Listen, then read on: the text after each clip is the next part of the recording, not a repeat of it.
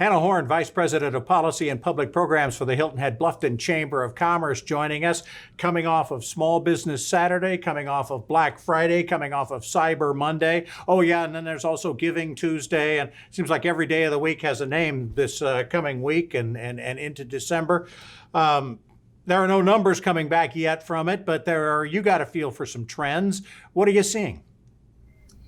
The word on the street is record numbers in terms of online shopping. And we just want to make sure that even the smallest business is optimized with their e-commerce solutions, making sure that their online presence is up and running, that both mobile as well as desktop solutions are there for them, as well as curbside pickup. I mean, really make sure that you get into the minds and hearts of consumers that are still very much so concerned about COVID, that are trying to stay out of brick and mortar locations. Of course, try to get folks in there with special sales and in promotions and activities. But again, the numbers really show that that online shopping perhaps offer free discounted delivery or shipping. And then, of course, your social media is going to be incredibly important this holiday season, making sure that that shoppers know that you offer a certain good or product or service that they may be looking for this holiday season.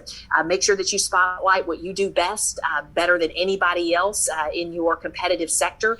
And again, through social media and through e-commerce, it seems to be really where the mind and heart of the consumer are placing their wallets this holiday season. Something everybody has kind of been transitioning to, but certainly pedal to the metal during this particular very different season.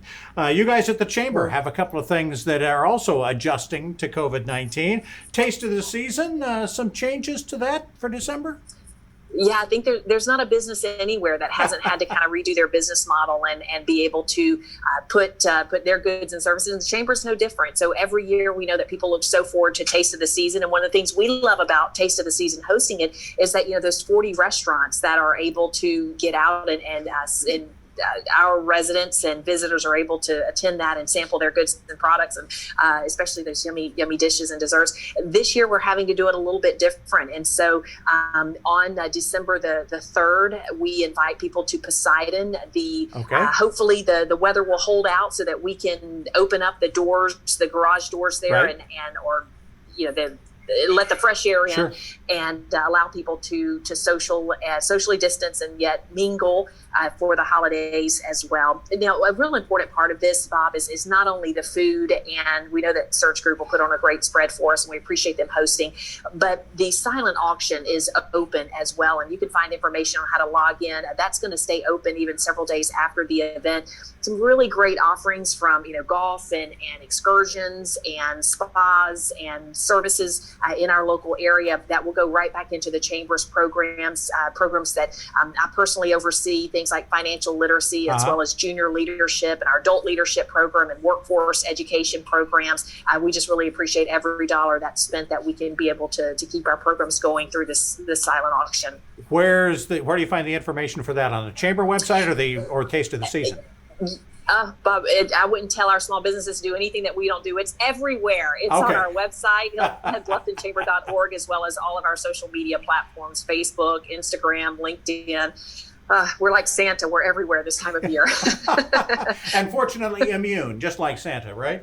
Yes. The Chamber has also come up with a series of business education classes that begin in January. Tell us a little more about those.